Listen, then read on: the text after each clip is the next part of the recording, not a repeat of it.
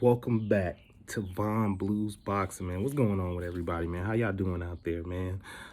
So I just wanted to get my predictions on the Miguel Burchette versus Oscar Valdez card. It's for the WBC Junior Lightweight title that Miguel Burchette currently has. We also got some good prospect fights up on here. We got Gabe Flores Jr. in the co-main event against Jason Velez. We all we also got Isqua Fakal versus Arthur Akoff. And then we also got Elvis Rodriguez versus Luis Alberto Vernon. And we also got Xander Zayas. Zayas. He's gonna be fighting good young Puerto Rican prospect. So we're gonna get started on it, man.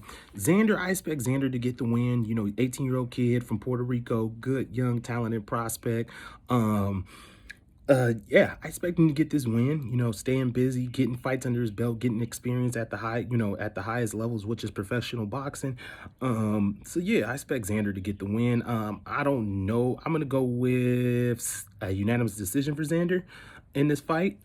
Then I'm gonna hop into the next fight. So we got Isqua Fakal versus Arthur Akfoff. So this fight, I'm gonna give just a little bit of briefness on them because I don't think, Fakal and Akfoff is not as known to every boxing fan. Maybe the hardcore boxing fans, every hardcore boxing fan knows, but at the same time, sometimes as hardcore boxing fans, we don't know certain fighters. So Isqua Fakal, he's 27-0. He's got 19 knockouts. He's been active since 2014. He's a silver medalist at the 2012 Olympics, and he was a bronze medalist at the 2011 World Championships. So Fakal's been around for, a decent amount of time. He's had some fights. He hasn't had any big notable fights or like what we like to call step-up fights yet. So this is the biggest one so far of his career.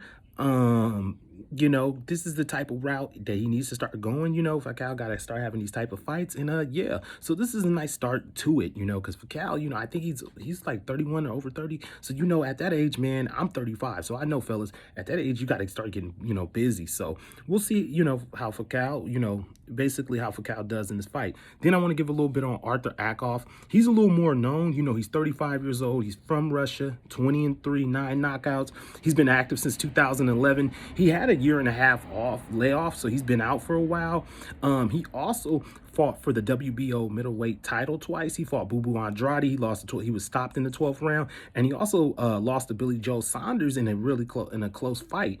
Against Billy Joe. Wasn't his best performance, but he got the win. You know what I'm saying? So so basically Akhoff has been around.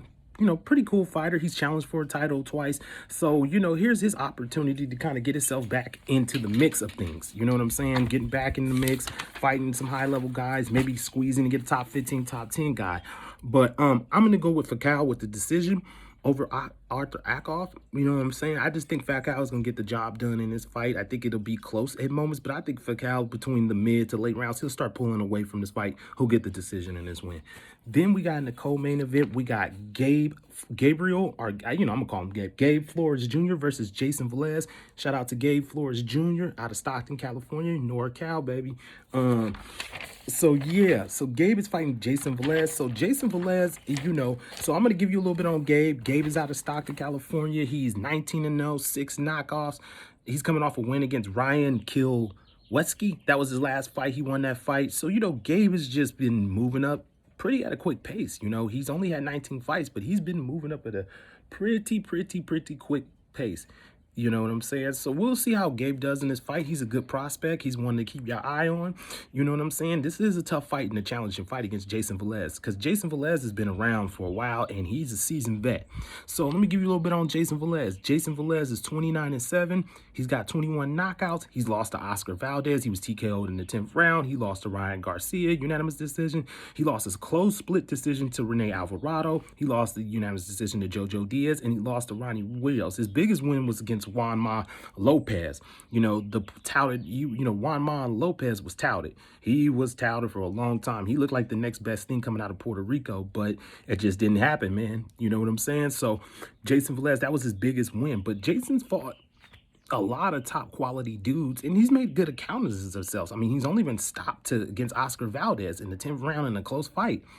So, I believe this is going to be a this is going to be a tough fight for Gabe. This is going to be a tough one because Jason is a seasoned veteran, man. The guy's a competent, good boxer. And I just think it's going to be a tough one. This is going to be a tough fight for Gabe. I think Gabe he's going to get challenged in this fight, man. And I just think that Gabe will get a close decision. You know what I'm saying? Maybe split decision or a close decision in this fight. I think Jason is going to win some rounds because Jason he's competent, man. That man know how to put himself in range. He's got some good boxing skills. He's a smart dude. He's came up short in his big fights, but at the same time, man, that don't mean that a fighter's not good. You know what I'm saying? That's the misconception. So I think that this gonna be a close fight. I'm giving Gabe Flores a close decision. I'm thinking split decision, but I could be wrong. Gabe can go in there and just impress, KO him, or possibly, Jason can beat him. So that's my that's what I'm going with in that fight. Then you already know we got the big one. We've been waiting for this. We got Miguel Burchette versus Oscar Valdez. So we already know about Miguel Burchette. We know about Oscar Valdez. We know these dudes have been around. Like, I don't have to talk about that much because most people that's going to see this video and most boxing fans know about Miguel Burchette and Oscar Valdez. This is a hell of a fight. This is for the 130-pound WBC junior lightweight title that Miguel Burchette owns. Now, I went back, I've seen these guys fight, but I went back to refresh my memory and watch some film on this fight, man, and watch some film and see some of the things that Oscar and Miguel do really well. One thing, I'm gonna start with Miguel. One thing I started to notice with Miguel in in the fight with Jason Sosa, Miguel, the more I've watched him, Miguel is not really this pressure fighter that I think we sometimes think he is. Miguel, to me, is more of a boxer. I've noticed that he likes to fight in the mid-range and long distance. And he likes to Miguel tends to box. He doesn't just pressure his opponent. He doesn't. And he is 5'7" with 71.5-inch reach. He has a very long reach for a guy at 130 pounds. And Miguel uses every inch of his length to hit you. He likes to be at that mid-range and that in distance so he can use all that height and reach and get the full extension on his punch, especially for a long guy like Miguel is. He's going to get a lot of he's going to pack a lot of punching power. And that's the one thing I noticed about Miguel. He's patient. He takes his time. He looks for his shots. He will put pressure on you. But I've noticed Miguel puts pressure on you when he feels that he's got you in trouble or he feels like that he's getting the better of you. Then he'll put pressure. But Miguel tends to take his time and be balanced, especially in that Jason Sosa fight. I was impressed the way he beat Jason Sosa. I mean, the way he boxed. And one thing Miguel will do, Miguel will get in that mid-range, boop, boop, take a step back. Boop, boop, boop. You come forward, he'll step aside. You try to get put, boop, boop, boop, step back. He does a really good job. Simple thing that he does, but it works beautifully. So that's one good thing I've seen Miguel do really, really well. With Oscar, a good thing I've seen Oscar do is Oscar is really good at putting himself in positioning. He's good at stepping to the side with punches. He's good at siding off with his punches. Like, he throws his punches, he'll get his head off the center line. He does a good job like that. When he does do that, he's really good at that. And another good thing that Oscar does is Oscar can box really well when he wants to. The thing is, Oscar is a shorter fighter, so it's a little harder for him to do that at times, especially when you're fighting these taller, bigger guys. It's a little harder, but he does do a good job of doing that. And he's a good combination puncher. Oscar, when he puts his punches together, he also has dynamite left hook. His left hook is dynamite. I mean, he throws a check left hook. He throws an overhand left hook. And shout out to my boy Glove Talk, because he was the one who put this video out. And I was watching and seeing some of the things Glove was talking about, but Glove did a way more deeper analysis of it. And he was showing me that. And I was watching this video and I'm like, damn, Glove. I'm like, yeah. So those are some of the things that they do really, really well, But the bad stuff, I want to keep this video short, so I don't really want to dig too much deep into that. You know what I'm saying? I think that the thing with Miguel is Miguel has to keep Oscar at bay. He don't want to really be an inside with Oscar. You know what I'm saying? That's the one thing that Miguel, I feel like he got to work on in this fight. Keeping Oscar at range, not letting Oscar get in the inside, because Oscar is dangerous. Once Oscar is able to get in between your range, and get into between your height, he's dangerous, bro. Because he get his head off the line, boom, out of nowhere. You know what I'm saying? You just like, oh, shit. You know what I'm saying? Excuse my language, but you know what I'm saying? That's the thing about Oscar Valdez, man. You know what I'm saying? And that's one thing I got to make sure, Miguel got to make sure he's on. And Miguel got to make sure that he's moving moving his feet, not sitting in place, moving his feet at times. Not, I mean, all day, but, you know, boom, boom, move the feet, get out of range, you know, like how he did against Jason Sosa. That's the kind of approach I think Miguel should take. But Oscar, you know, the good thing that, you know, think about Miguel, what he's acceptable to is the left hook. He's acceptable to getting caught with that left hook at sometimes. And Oscar's got dynamite for the left hook. So that was just, you know, a couple little things I've seen when I was watching film. And then when my guy Glove Talk was doing a video, shout out to Glove Talk. He's on YouTube if you guys want to check him out. So I went long and hard and I thought about who was going to win this fight, because I think this is a closer fight than what we might think, you know, as boxing fans or some people. I'm going to go with Miguel Burchette with a unanimous decision over Oscar Valdez. I think this is going to be a closer fight. I think that it'll be anywhere from 8-4 Miguel Burchette.